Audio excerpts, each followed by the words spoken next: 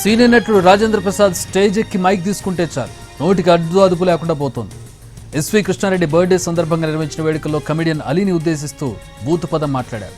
ఇదే స్టేజ్ పై నిర్మాత కె అచ్చిరెడ్డిని ఉద్దేశిస్తూ ఈ సంగతి బయటకెళ్లాగా చూస్తానంటూ అనుచిత వ్యాఖ్యలు చేశారు. అంతేకాదు తాను విజయవాడ వెళ్లి ఎన్టీఆర్ అవార్డు తీసుకున్నానని చెప్పుకొచ్చారు.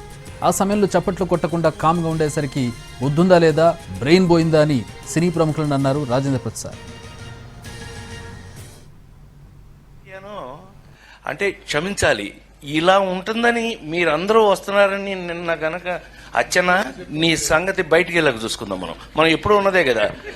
వీళ్ళందరి నుంచి పక్క తీసుకెళ్ళి అచ్చన నేను మళ్ళీ పైకి హలో అయినా పేరా అలిగా ఇలా మనకు అలవాటే కదా. సత్యంగా నిన్న నేను ఎన్టీఆర్ అవార్డు తీసుకోవడానికి విజయవాడ వెళ్ళాల్సి వచ్చింది. చప్పట్లు కొట్టరా? బుద్ధుందా లేదా నాకు?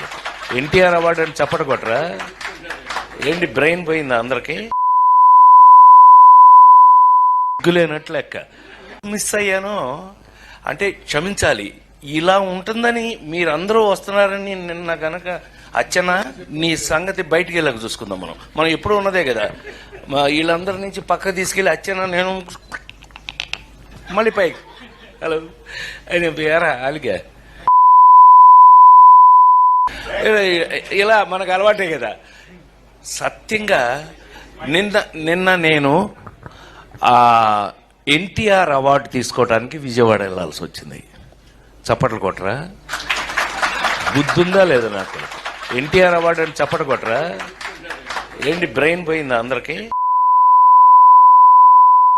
సిగ్గులేనట్లే. మిస్ అయ్యాను అంటే క్షమించాలి, ఇలా ఉంటుందని మీరందరూ వస్తున్నారని నిన్న గనక అచ్చన నీ సంగతి బయటికి వెళ్ళక చూసుకుందాం. మనం